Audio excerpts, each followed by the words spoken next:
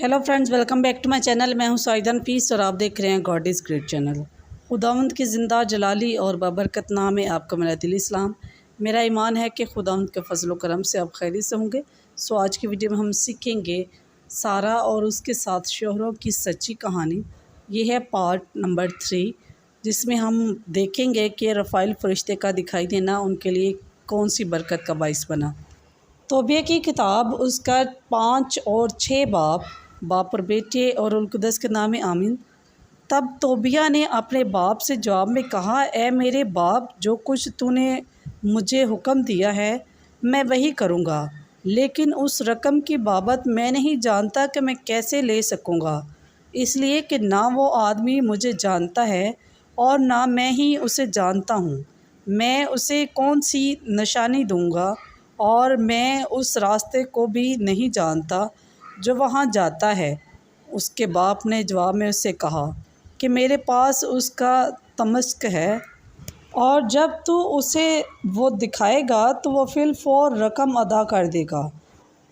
और इस वक्त तू जा और अपने लिए एक मतकब्बर आदमी की तलाश कर जो उजरत लेकर तेरे साथ जाए, ताकि मेरे जीते जी वो रकम तुझे मिल जाए।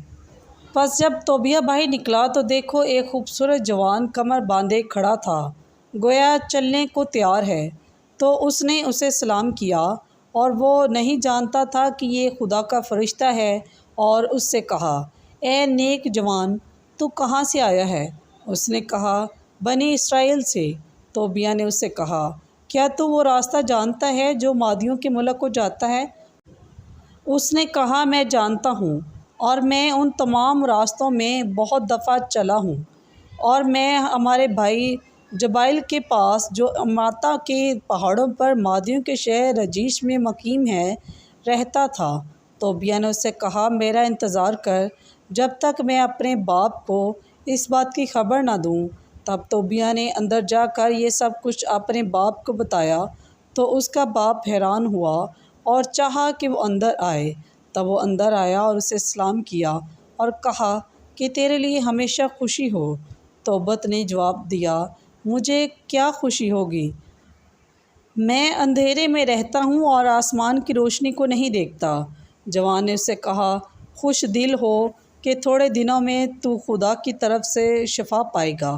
तौबत ने उससे कहा, क्या तू मेरे बेटे को मादियों के शहर रजीश में जबाइल के पास ले जाएगा, और जब तू वापस आए तो मैं तुझे तेरी उजरत दूंगा। फरिश्ते ने कहा, मैं उसे ले जाऊंगा और उसे तेरे पास वापस भी ले आऊँगा। तब तौबत ने उससे कहा, मुझे बता कि तू किस ख़ानदान और कौन से कबीले से है? रफ़ाइल फरिश्ते ने उससे कहा, क्या तुझे मज़दूर के नस्ब की हाजत है या मज़दूर की जो तेरे बेटे के साथ जाए? लेकिन ताकि मैं तुझे आज़रुदा ना करूं, मैं अज़ारिया बुज़ुर्ग हननिया का बेटा हूं। तौबत ने उससे कहा, तू शरीफ ख़ानदान से है। मैं उम्मीद करता हूं कि मैंने जो तेरे नस्बनामा जानना चाहा तूने उसे बुरा नहीं माना। फरिश्ते ने उससे कहा, देख, मैं तेरे बेटे को सलामत ले जाऊंगा और तेरे पास उसे सलामत वापस ले आऊँगा। तौबत ने उससे कहा, सलामती से रवाना हो और खुदा तुम्हारे रास्ते में तुम्हारे साथ हो और उसका फरिश्ता तुम्हारे हमरा हो। तब सब कुछ जो रास्ते के सामान के लिए लेना चाहिए था तैयार किया गया, और तौबिया अपने बाप और अपनी माँ से विदा हुआ और वो दोनों चल पड़े। जब वो जुदा हुए तो उसकी माँ ने रोना शुरू किया और कहा, तूने हमारे बुढ़ापे की लाठी को जुदा कर दिया और उसे हमसे दूर भेज दिया। काश ये माल जिसके लिए तूने उसे भेजा है होता ही ना।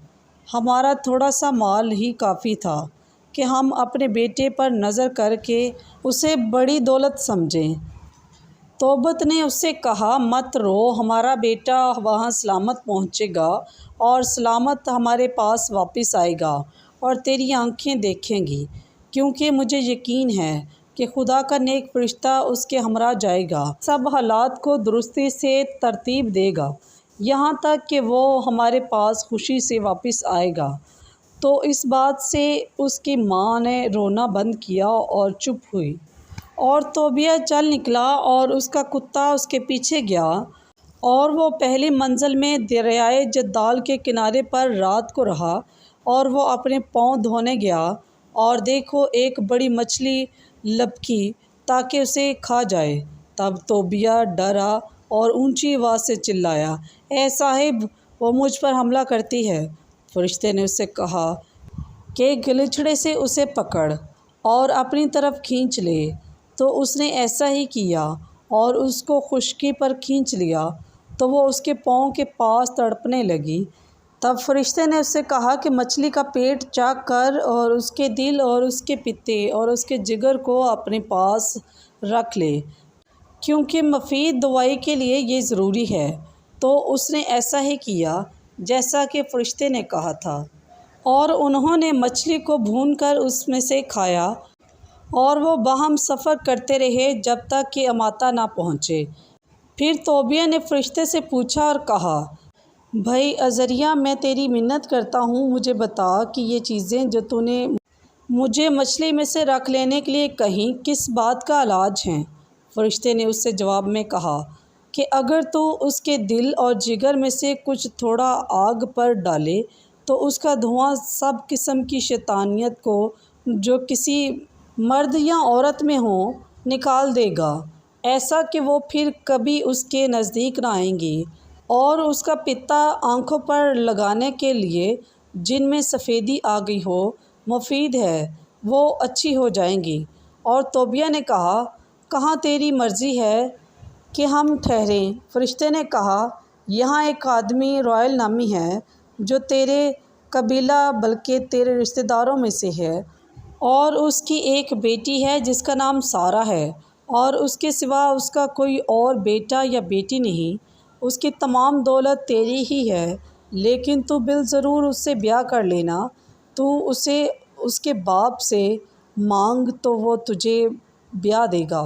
توبیہ نے جواب میں کہا کہ میں نے سنا کہ وہ 7 شوہروں کے عقد میں دی جا چکی ہے، تو وہ مر گئے، اور میں نے یہ بھی سنا کہ ایک شیطان نے انہیں مار دیا، تو اس سبب سے میں ڈرتا ہوں کہ میرا بھی ایسا ہی حال نہ ہو، اور میں اپنے ماں باپ کا اکیلا بیٹا ہوں، تو میں ان کے بڑھاپے کو غم کے ساتھ برزخ میں اتاروں گا۔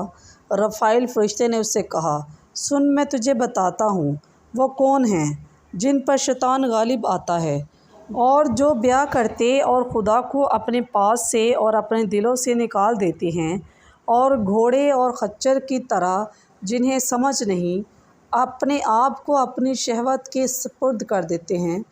ایسوں پر شیطان کا اختیار ہوتا ہے، مگر جب تو اسے بیائے اور اس کی کوٹھڑی میں جائے تو 3 دن تک اس سے رکا رہ، اور سوائے دعا مانگنے کے اس کے ساتھ کچھ نہ کر۔ اور اس رات جب تو مچھلی کے جگر کو جلائے تو شیطان بھاگ جائے گا، اور دوسری رات کو تو مقدس باپ دادا کی شراکت میں قبول کیا جائے گا، اور تیسری رات تجھے برکت ملے گی کہ تمہارے تندرست لڑکے پیدا ہوں، اور تیسری رات کے گزرنے کے بعد تو کنواری کو خدا کے خوف سے لے اور شہوت کی نسبت اولاد کی زیادہ خواہش کر، تاکہ ابراہیم کی نسل کی برکت تیری اولاد میں تجھے ملے۔ پس پاک کلام کے پڑھے اور سنے جانے پر خداوند کی خاص برکت ہو۔ خداوند کا شکر ہو۔ تو میرے عزیزو، خداوند اس کلام کے وسیلہ سے آپ کو مجھے بہت سی برکات سے نوازے۔ ملتے ہیں کہانی کے چوتھے پارٹ کے ساتھ، اور اس میں ہم دیکھیں گے کہ کس طرح سے توبیہ اور سارہ کا نکاح ہوتا ہے۔ سو اپنا اور اپنے پیاروں کو بہت سارا خیال رکھیے گا، دعاؤں میں یاد رکھیے گا۔ خدا حافظ۔